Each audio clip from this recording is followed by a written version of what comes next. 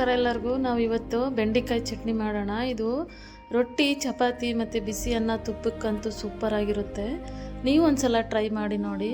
ಹುಷಾರಿಲ್ದಾಗೆ ಬಾಯಿ ರುಚಿ ಇಲ್ಲಪ್ಪ ಏನಾದರೂ ತಿನ್ನಬೇಕು ಅನಿಸಿದಾಗ ಈ ಥರ ಚಟ್ನಿ ಮಾಡಿ ನೋಡಿ. ಹಾಗಾದರೆ ಬನ್ನಿ ಬೆಂಡೆಕಾಯಿ ಚಟ್ನಿನ ಹೇಗೆ ಮಾಡೋದು ಅಂತ ನೋಡ್ಕೊಂಬರೋಣ. ನಾವಿಲ್ಲಿ ಒಂದು ಬಾಣಲೆ ಇಟ್ಟು ನಮ್ಗೆ ಎಷ್ಟು ಖಾರ ಬೇಕೋ ಅಷ್ಟು ಖಾರಕ್ಕೆ ತಕ್ಕ ಹಾಗೆ ಮೆಣಸಿನ್ಕಾಯಿ ತಗೊಳ್ಳೋಣ. ಸ್ವಲ್ಪ ಎಣ್ಣೆ ಹಾಕಿ ಉರಿಯೋಣ. ಇದನ್ನು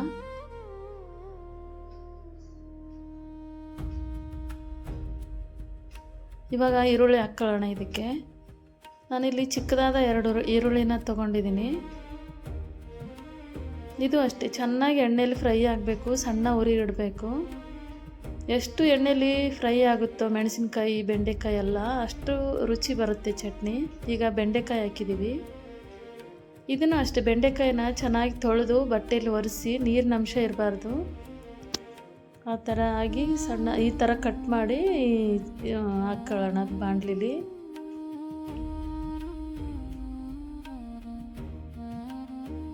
ಇದು ಅಷ್ಟೇ ಚೆನ್ನಾಗಿ ಫ್ರೈ ಆಗಬೇಕು.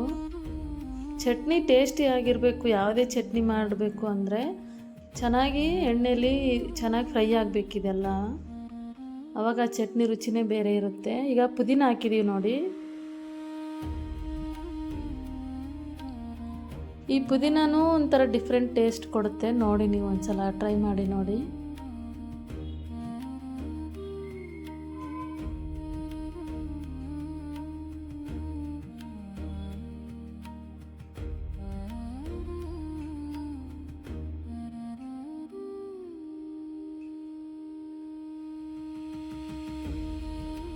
ಕೈ ಆಡಿಸ್ತಾನೆ ಇರಬೇಕೆಲ್ಲ, ಯಾಕಂದರೆ ಇದು ಸೀದೋಗಿಬಿಡುತ್ತೆ. ಮೆಣಸಿನ್ಕಾಯಿ ಇರುತ್ತಲ್ಲ ಘಾಟ್ ಆಗುತ್ತೆ, ಹಾಗಾಗಿ ಚಮಚನ ಕೈ ಆಡಿಸ್ತಾನೆ ಇರಬೇಕು.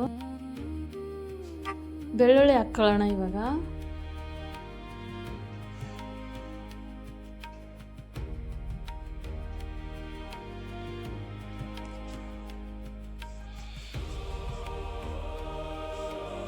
ಕರಿಬೇವು,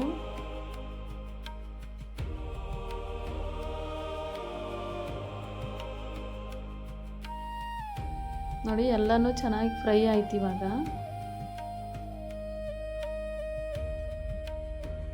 ಇದಕ್ಕೆ ನಾವು ಹುಣಸೆ ಹಣ್ಣು ಹಾಕ್ತಿದ್ದೀವಿ. ಸ್ವಲ್ಪ ನೆನಿಟ್ಟಿರಬೇಕು, ಒಂದು 10 ನಿಮಿಷ ನೆನಿಟ್ಟಿದ್ದು ಅದನ್ನು ಹುಣಸೆ ಹಣ್ಣನ್ನೇ ಹಾಕಬೇಕು. ಮತ್ತು ಬೆಲ್ಲ, ಸ್ವಲ್ಪ ಬೆಲ್ಲ, ರುಚಿಗೆ ತಕ್ಕಷ್ಟು ಉಪ್ಪು ಹಾಕ್ಕೊಳ್ಳೋಣ. ಮತ್ತು ಲಾಸ್ಟಲ್ಲಿ ಸ್ವಲ್ಪ ಕೊತ್ತಂಬರಿ ಹಾಕ್ಕೊಳ್ಳೋಣ. ಇದೆಲ್ಲ ಹಾಕಿ 1 ನಿಮಿಷ ಅಥವಾ 2 ನಿಮಿಷ ಮುಚ್ಚಿಡೋಣ. ಅದೆಲ್ಲ ಸ್ವಲ್ಪ ಉಪ್ಪು ಎಲ್ಲ ಚೆನ್ನಾಗಿ ಇದಾಗುತ್ತೆ. ಈಗ ನೋಡಿ 1-2 ನಿಮಿಷ ಆಗಿದೆ. ಇದನ್ನು ಮಿಕ್ಸಿಗೆ ಹಾಕ್ಕೊಂಬಿಡೋಣ. ಇದನ್ನು ಕಲ್ಲಲ್ಲಿ ರುಬ್ಬಿದರೆ ಸೂಪರ್ ಆಗಿರುತ್ತೆ. ಇವಾಗ ನಮಗೆಲ್ಲ ಆ ಥರ ಅನುಕೂಲ ಏನಿಲ್ಲ, ಹಾಗಾಗಿ ಮಿಕ್ಸಿಗೆ ಹಾಕ್ಕೊಳ್ಳೋಣ.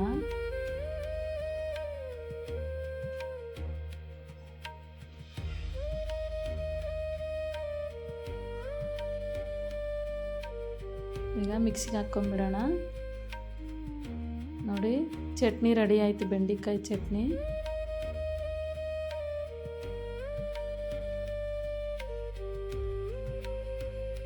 ಬೆಂಡೆಕಾಯಿ ಚಟ್ನಿ ಯಾರ್ಯಾರಿಗೆ ಇಷ್ಟ ಆಯಿತು ಪ್ಲೀಸ್ ಸಬ್ಸ್ಕ್ರೈಬ್ ಮಾಡಿ, ಲೈಕ್ ಮಾಡಿ, ಶೇರ್ ಮಾಡಿ, ಹಾಗೆ ಸಪೋರ್ಟ್ ಮಾಡಿ.